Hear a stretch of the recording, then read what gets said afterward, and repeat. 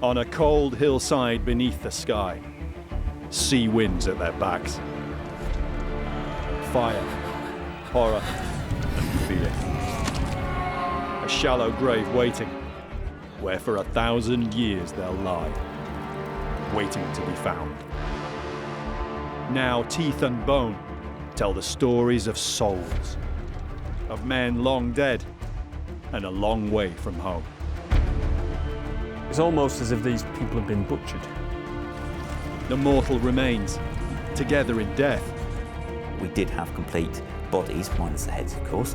Their secrets lost to the world. Got the impression of very messy, botched attempts at removing their heads. Uncovered at last, the secret Viking grave of Ridgeway Hill.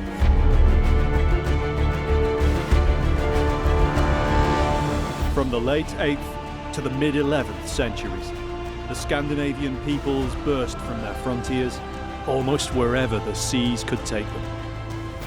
Through archaeology, now we can explore the world of Viking life by understanding the realm of the Viking dead.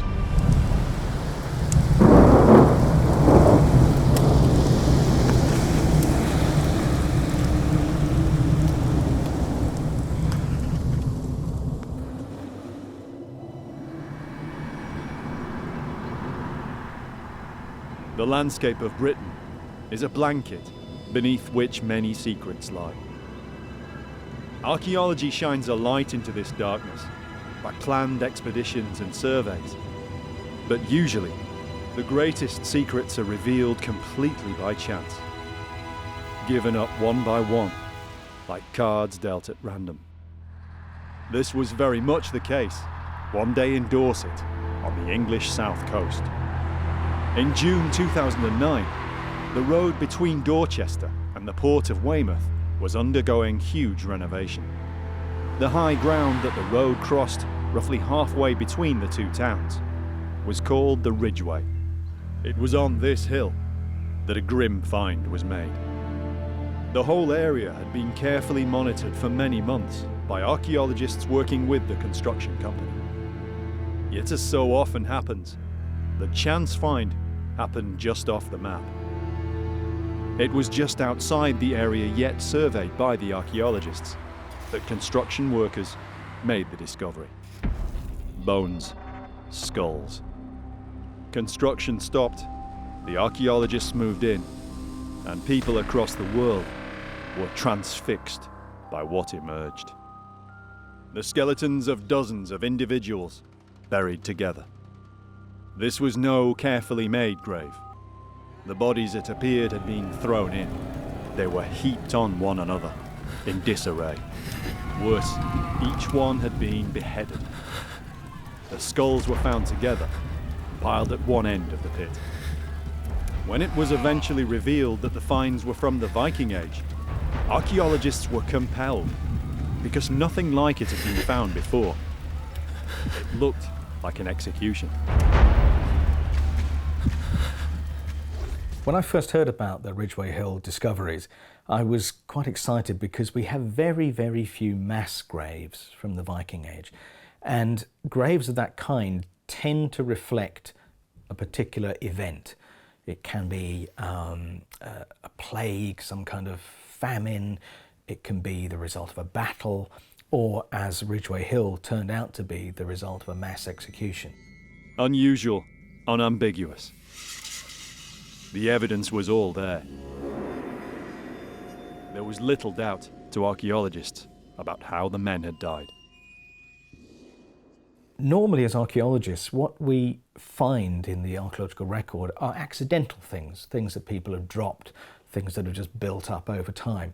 So when you find the result of a deliberate action, in this case a horrible one, killing lots of people, it's an opportunity to get inside the events and the motivations of the time. Another archaeologist was intrigued too. Tim Sutherland from the University of York in England. He's had his own experience of a mass grave from the Middle Ages, but that was from the Battle of Towton in the 1460s, the late medieval time. Before Ridgeway Hill, no one had seen a mass grave on this scale from the Viking Age. So now Tim wants to find out more. It's going to be a journey as he attempts to uncover all there is to know about the excavation and the story of this amazing archaeological discovery. Investigating the records of the excavation, he'll unearth the remains of a classic archaeological detective story. It leads him first to understand the area in which the find and its story all took place, in Dorset. Archaeologist Steve Wallace of Dorset County Council was on site during the excavation. Well, I can see why it's a sort of an important place, right between Weymouth and Dorchester. Yeah, absolutely. But something's in the way now, isn't it? The landscape's changed a bit, I presume. Yes, I mean, you might complain there's rather a large road in the way, but that was how we got to find the Vikings. It was where the top of the ridge was cut through for the new road that the grave was first found. The site couldn't be worked round. The whole area was due to be dug away. So it was on a little island, a promontory, sort of out into what was a major construction site. Yeah, absolutely. Yes, it was found quite early on in the digging of this cutting, and then it was, managed well enough so that the archaeologists could continue recording for a couple of months while road construction went on. And it produces its own problems, doesn't it? I mean, a massive construction like this, and any archaeology that's sort of in the way, yeah, produces its own anomalies and its own problems. And of course, that's one of the things as archaeologists we've got to deal with. And a credit to the person who first found it and reported it. Yes. The machine driver who's first found bone and had been told if you find bone, report it. And so he did what he was supposed to do. And if it hadn't been for that one person, we might have lost it completely, or it would have been severely damaged. Yes, I think the best you would have found that someone might have noticed some bone being tipped on the site somewhere else on the scheme, which is next to useless. There was nothing at first to link the site with the Viking Age, and it was easy to assume that it dated to many years before the 8th to the 11th century, as we normally think of the Vikings. This was because in this part of Dorset, there's a rich heritage of Neolithic, Iron Age and Roman archaeological sites. It is literally a monumental landscape, and it's easy to see why at first everyone thought the Ridgeway Hill grave was most likely from the Iron Age. Just a few miles from Ridgeway Hill, Maiden Castle is one of the largest prehistoric earthworks in the whole country. Very close to the gravesite, Mornbury Rings in Dorchester was originally a Neolithic construction. We're not sure for what purpose. Defence? Gatherings? It's an example at least of what remains of the area's ancient landscape. I think what most people probably don't realise is this is an incredibly old monument, isn't it? Absolutely, yeah. I think a lot of people locally know it's a Roman amphitheatre, but the fact there's a Neolithic henge, and then later the Civil War fort here, so it's got quite a history, and more recent stuff as well. The fact that people were executed here in more recent times. Oh right. Political rebels were condemned here, and at least one murderer was burned at the stake. But this was in the 17th century, in relatively recent times. Whoever the Ridgeway Hill victims were, maybe they too had been condemned here or somewhere similar in this Iron Age landscape. And the massive monuments, I mean, locally, to other places, this would be like the most significant thing in the landscape. The job of excavating the grave fell to Oxford Archaeology, who were already involved with the watching brief on the site as part of the long-term project to create the Weymouth Relief Road. Dave Score was the project manager responsible for the watching brief, as well as the major excavation of the grave pit itself, which was soon to unfold. Like everyone else, Dave and his team at first theorised that the skeletons most likely dated to ancient times. This was long before any radiocarbon dating had been done. We thought that it was almost certainly Iron Age to start with. There were no finds to give away the date. It was just a feeling based on the context. We had a prehistoric landscape around us. And of course it's on a ridge. And Which is a classic routeway. And it's on a ridge, so it's basically a prehistoric routeway. This routeway, the Ridgeway, had been used since time immemorial. Before modern roads, people kept to the high ground in order to traverse long distances. It was quicker and safer than the surrounding lowlands. At Ridgeway Hill, the north-south road crossed the ancient Ridgeway at right angles, just as its precursing Roman road did. It was a giant X in the landscape that no one had ever suspected might mark something, until that happenstance discovery. So when did you first hear about this? Can you remember your reaction when you first heard that something like this had turned up? I can actually. I was in my office and I got a call from my project officer on site, just a fairly routine call to start with, basically just to let me know that they'd found something on the watching brief. Yeah. So my guys had been basically watching the machine. It had pulled a strip and some bones had come out. So they'd stopped the machine and they were just letting me know basically they were pausing the machine and they were having a little investigation to see what was going on. And that was it. An hour later, Dave got another call. The archaeologists had cleaned around the area and confirmed that it wasn't just scattered bones in the topsoil, but at least one in situ burial. I let the client know that there might be a sort of a day or so delay. We would just need to tidy it up and excavate it properly, and left my guys to get on with it. And I got a call an hour later saying that they'd got 2 skulls poking out right next to each other. I said, well, that was fine. Yeah, brilliant, excellent. It's not too bad. Not too bad. It's going to be interesting. It's going to be worth the time. Yeah. So basically, they carried on, and then an hour later, I got another call to say that they had 5 skulls. At which point it was very interesting. And then by the end of the day, I think the count was up to 8 or 9 skulls, something like that. Again, the skulls weren't scattered. It looked like they'd been buried together at the same time, which could only mean one thing: a mass grave. And at that point, we really realised that we'd got something that was quite unusual. It was looking interesting. So at that point, we sort of flagged up that it would probably take a little bit longer than a few days. The archaeologists on site kept going, and they kept on reporting the skull count as it steadily rose. By the middle of the next day, we had a whole pile of skulls emerging until we had sort of 20 to 25, I think, actually exposed. The next step was to clean the area around the skulls, and the archaeologists soon were then able to define, roughly 5 to 7 meters in diameter, a pit.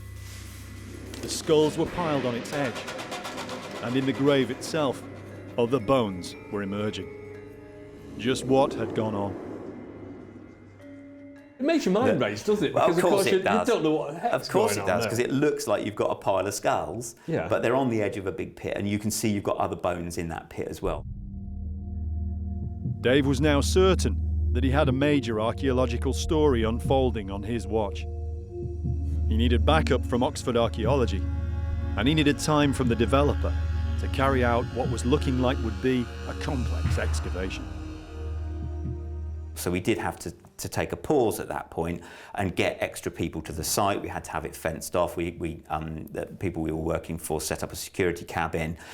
So we had to get some infrastructure because it was clear we were going to be spending more than 2 or 3 days quickly excavating a couple of burials. We were going to be there for a little while, and it was going to be something that was going to have to be done properly. Dorset County Council realised straight away the importance of the find, and a plan was made for construction to carry on all around the site, while the excavation team carried out their task of retrieving the skeletons. There we were on our little pyramid of chalk with the construction going on all around us, a nice little fenced revetment around us, looking out across all these sort of diggers working and actually able to work on this pit. So in terms of archaeology, it was a perfect scenario. The plan worked, and the successful dig lasted several months.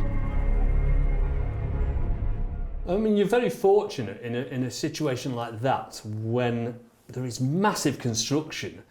We were very, very lucky that the council, who were the ultimate client, and the people building the road had been so good and were so enthusiastic about it anyway. It helps when the archaeology is obviously That at a really impressive. high level. Everyone gets it.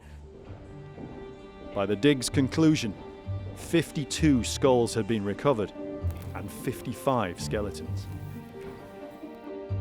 Some of them are now displayed in Dorset County Museum. What happens after a major excavation like Ridgeway Hill? What happens to the bones that aren't on public display?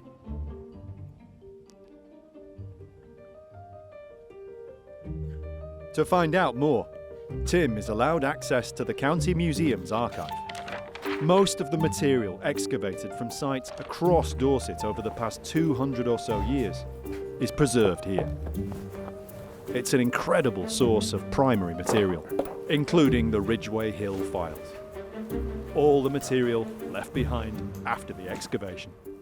These are identifiable to any archaeologist, so it's a site archive, and we've got the notebooks. Obviously, every archaeologist should have their own notebook, and they're the thoughts and stages and processes of everything you do on everyday work.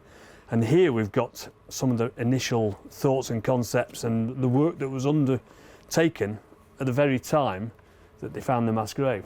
Now that's fantastic, because this is the archaeology of the archaeologists. Usually this material is stored away and is hardly ever looked at again. But for an archaeologist trying to understand what happened during an excavation, they're invaluable. These are the sort of rough images, the sketches, the notes, the thoughts. And people never see that side of it. And so it's fascinating. And this is the nitty-gritty, basically. The entries date through every day of the excavation, right from the very beginning, bone by bone. So this is the record of them recording the grave. And as it says there, burial pit. And every site has got this information, but when it's an important site like this is happening at the time. You know, Skelly 8152. Each one of these skeletons, this SK number, refers to a skeleton. But of course, this book's full of them. There are SK numbers throughout all the pages, and then they'll give each skull an individual number, because the skulls on this occasion were obviously separated from the rest of the post-cranial skeleton, as they call it. And ideally, you'd like to be able to put the right skull back with the right individual. And each one of these skeletons is an individual. So we're talking about people. These are people that were killed and put in the grave. And that's what we're trying to find. We're trying to find information about the real people. This is all the information that's left of them. What happened to them 1,000 years ago. And now we've got to try to find out the individual data, the information that goes with each one. We've got a collection here of the context records, so obviously everything from before the excavation. And then we go to the individual skeleton records themselves, so every single skeleton has an individual skeleton sheet, and every single skull in that case will have an individual skeleton sheet, because they're separated on this occasion, which is quite unusual. And for example, on this one, the top bones of the spine are present. Axis has 2 distinct cut marks on it. These are the top bones of the neck, and so this means that some blade trauma exists on those bones. So each individual, as we go through it, there's no head on that one, there's no head on that one, and the rest of the skeleton with no head, the rest of the skeleton, no head, the rest of the skeleton, no head, just the head, just the head. So sheet after sheet, it's just one or the other, but never both all together, as you would see on a normal skeleton sheet. And that's because each one of these individuals has been decapitated. But I think what's really important about this is it's a very unusual mass grave. And we're talking about people here. This is information about real people. There's information from all the bones that were recovered. But as to why the men were beheaded and buried like this, there were still many questions unanswered. Not only, it seemed, did the individuals go to the grave without their heads, but with little else. We were very conscious that we had an amazing find in terms of the burials, but we didn't have anything else to go with them. We had no finds, there was no evidence of any clothing, no toggles, no ties, there were no artefacts, no jewellery, no bracelets, but there was nothing really to tell what age they were. To try to find out, while the excavation was still in progress, Samples of bone were taken from some of the skeletons and sent off for initial radiocarbon dating. It would put to the test the commonly held theory that everyone had so far, that the skeletons were from the Iron Age. It was, I think, about the 5th or 6th week of the excavation before we got those dates back. And when they came back, of course, that was a shocker. That was surprising.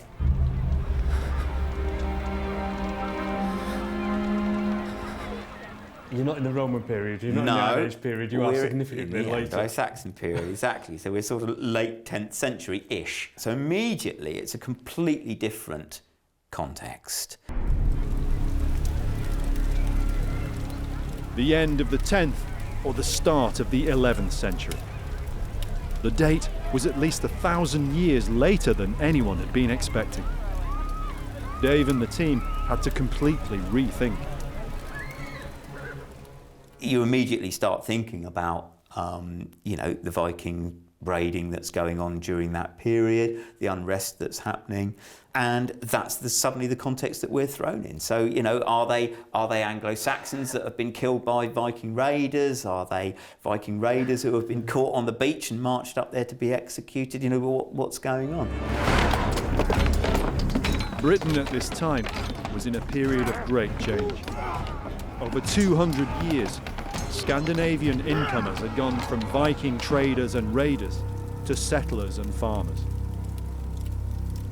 Britain was divided into the kingdoms of the English, Mercia, Northumbria and Wessex, and the kingdom of the Norsemen, with its capital York, Jorvik. This was known as the Danelaw.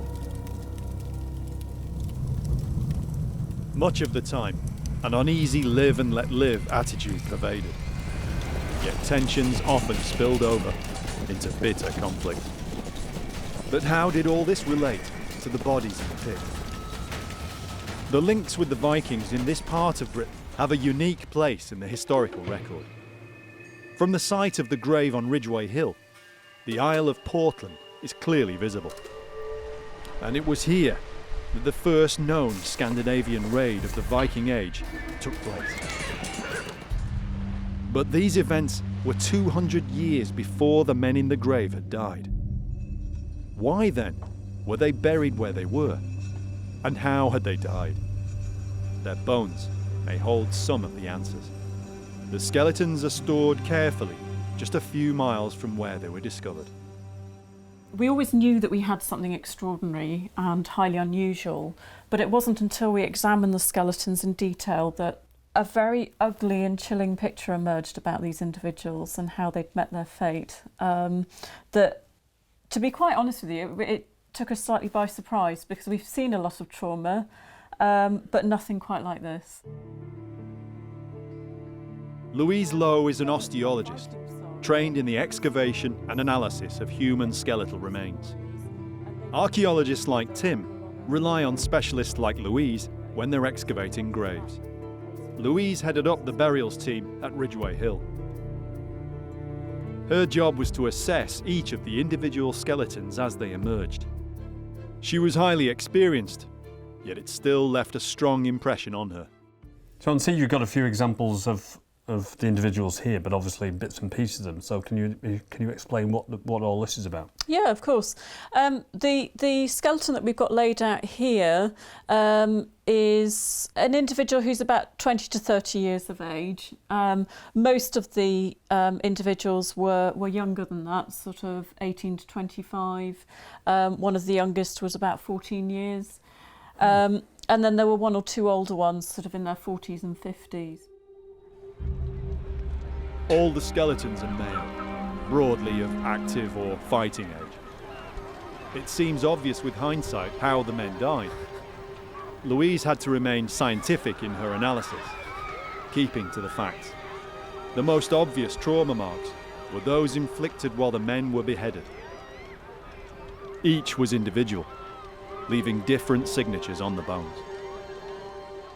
This individual's had his head removed with quite a neat incision to the top of the neck, indicating that some of them had perhaps had their necks hyperextended to remove their heads. Maybe they'd been forced to kneel down in front of their executioner.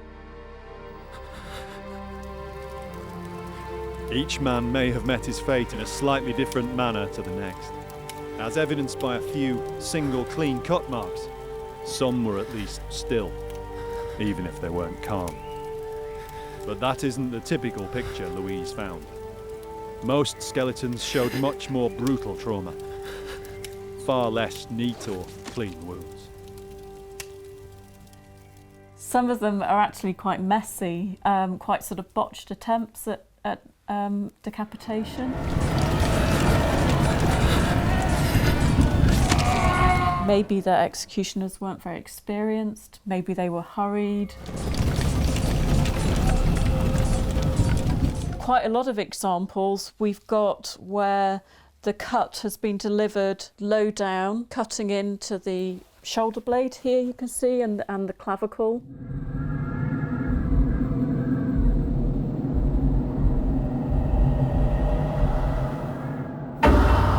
Some have come and cut through to the backs of the mandibles. You can see a cut into there. It's taken the bone off cleanly, right the way through. A big piece of. Yeah, and we do have examples where it's come through and cut the front of the jaw off. There's evidence too of the sheer visceral impact of the blows on the victims. We've got the jaws from 2 individuals out here, and they're examples of where the blade has come in and actually cut through the teeth in some cases. You can see it's cleanly cut off the crown of this molar tooth. And in this individual, you can see that the tooth has fractured longitudinally down its length. We think that this sort of thing was occurring because of the sheer force of the blow causing forced occlusion of the teeth as the blow is delivered to the neck region. So the shock of the impact on the teeth has actually fractured them. Causing them to fracture, yes. So, another example of just how brutal these decapitations were.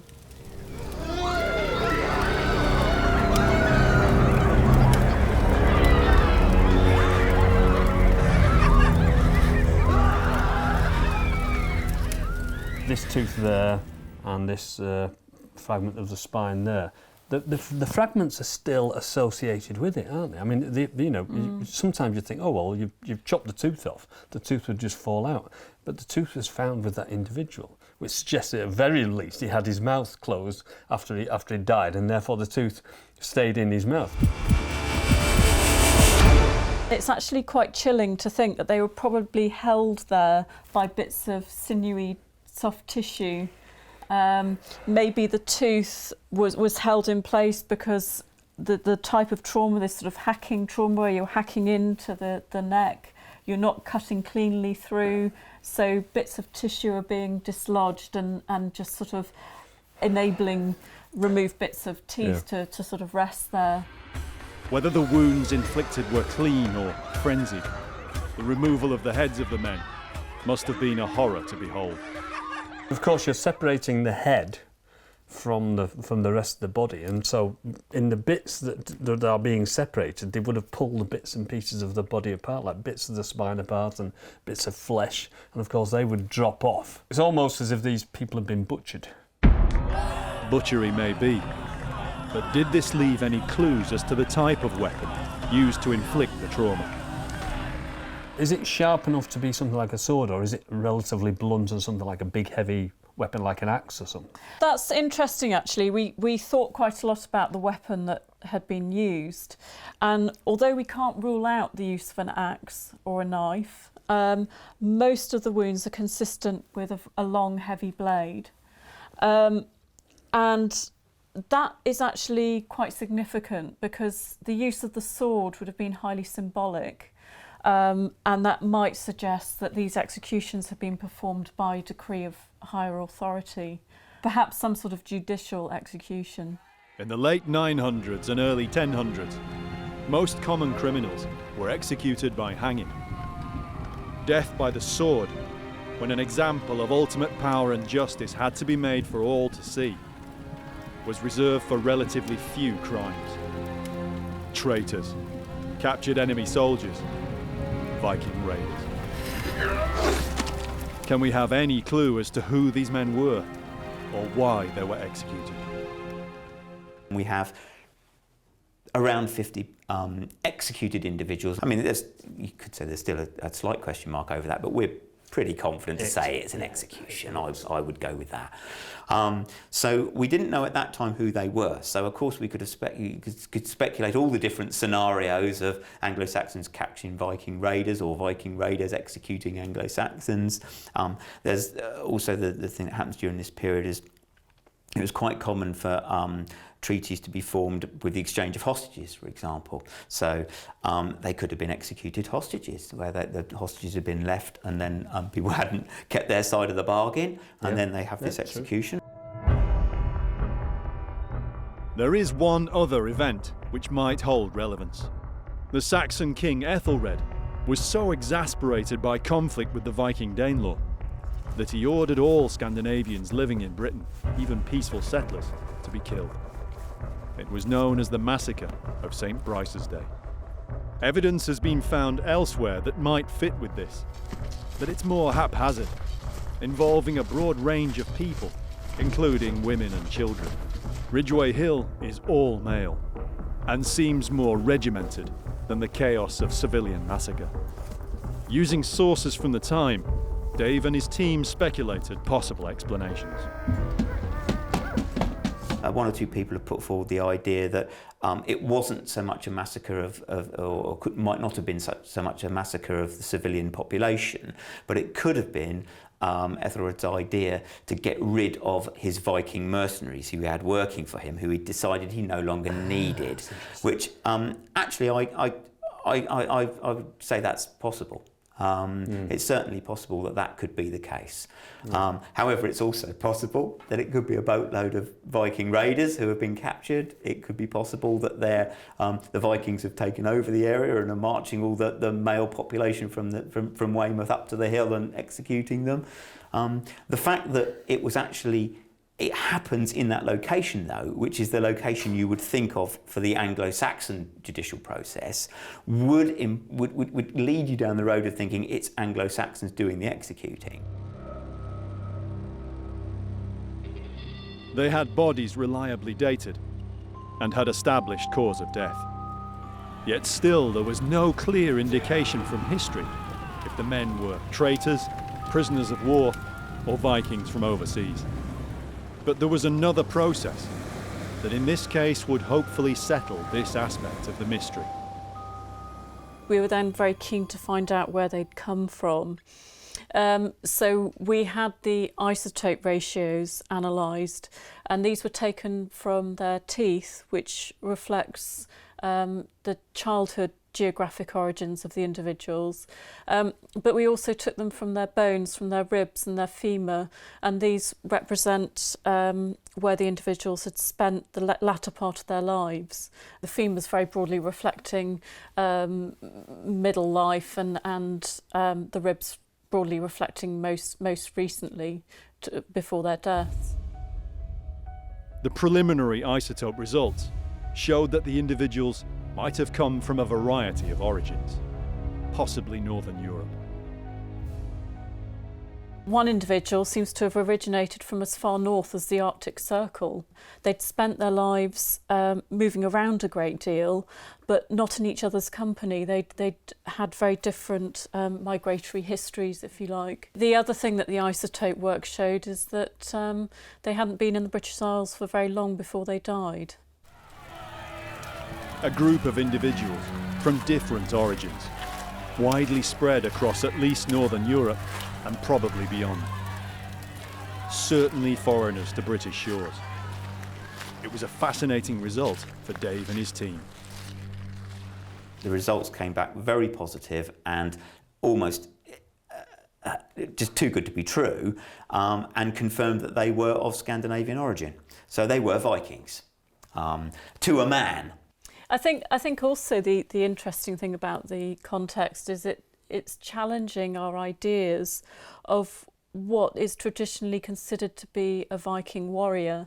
And if these individuals had been, for example, mercenaries and so on, they don't fulfill the image that we have of a typical Viking warrior.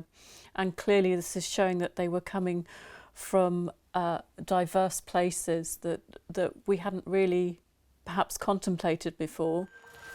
Foreign men and boys who had neither grown up in Britain nor had been there very long. But this still didn't answer whether they were captured or ransomed fighters. Soldiers as opposed to sailors. This time it wasn't evidence that was an indicator. It was the lack of it. We didn't see any evidence of healed trauma that suggested that they'd been in some kind of former conflict, which you might expect if you were dealing with a group of warriors. And that was noticeably absent.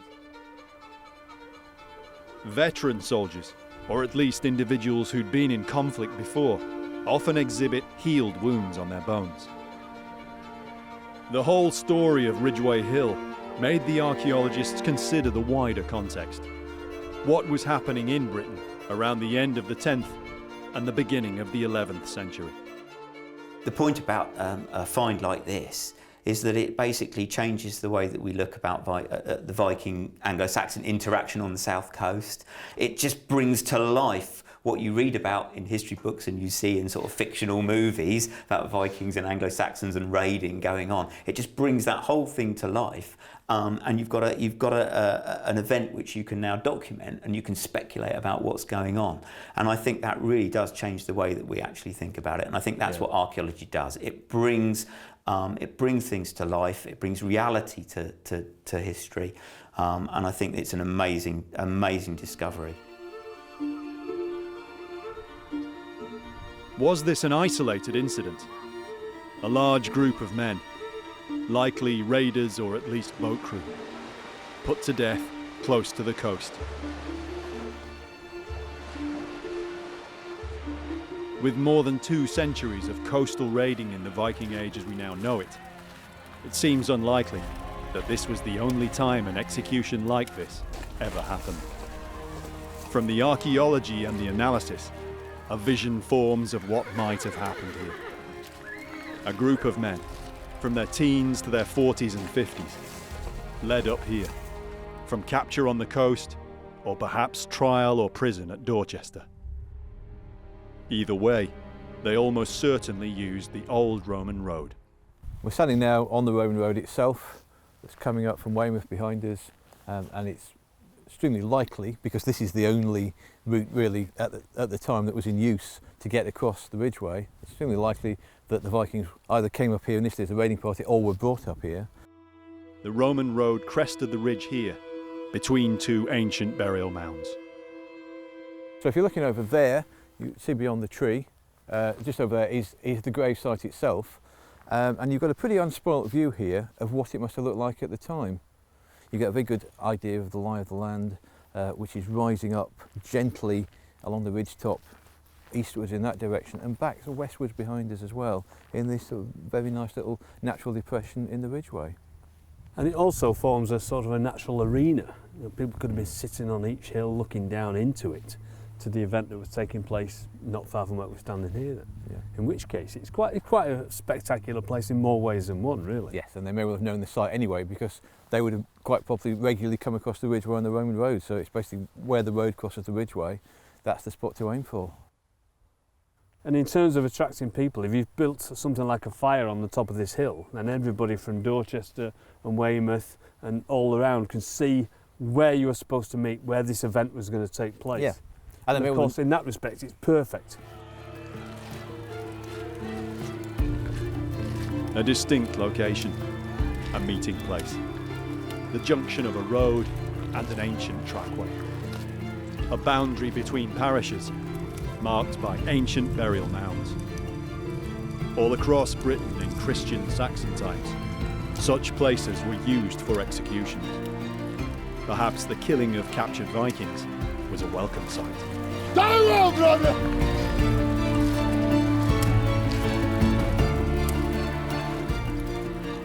people probably had quite humdrum lives. They were in great fear of the Vikings, and so this would have been some sort of celebration and a fire. Sounds like a very good idea for not only for guiding people in, but as part of what must have been a celebration in a way. If you can use the phrase celebration to describe the sight of 50-odd people having their heads hacked off. Punishment of the condemned extended to the next world. Victims were buried not in Christian churchland, but here in the ancient burial ground. Perhaps as pagan Vikings, this at least the men did not mind. Whether a celebration or a subjugation, whatever the men's origin, whatever the men's crimes, whatever happened here is likely to remain a mystery. Ridgeway Hill, I have to say, is still a puzzle. We don't know why this was done. Clearly, the locals were annoyed with somebody, a group of people who did not come from there. Is it a group of Viking raiders who get captured and meet a nasty end? Is it some kind of reprisal? Is it a political act? We just don't know. Personally, I try not to speculate about those things that we simply can't know at the moment. It's possible that there will be some new discovery that sheds more light on it. But I prefer to see it as an indication of the kinds of things that were probably going on all over the place in violent times. This was a troubled period of English history. Social tensions are running high.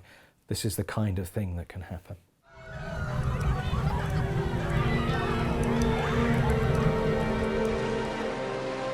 The coast and headlands around Britain might yet conceal more evidence of these violent times. Other graves on other coastland hills.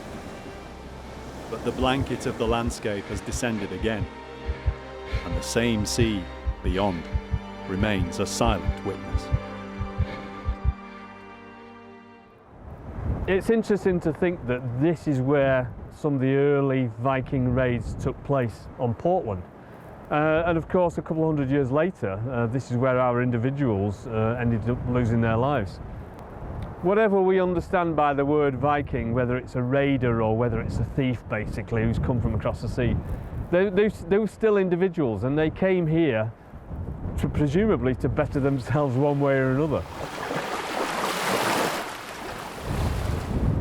I think scientifically, when we analyse the bones of people, sometimes it's hard to imagine, or sometimes it's easy to forget really, that these were real people. And so we're trying to pull out the information, the data, but basically these were real people. They came from across the sea, they landed on these shores, they were potentially raiding or whatever they were doing this landscape, but this is where they died, and it's not difficult to imagine that they looked out across the sea just before they died, and this was the last thing they saw.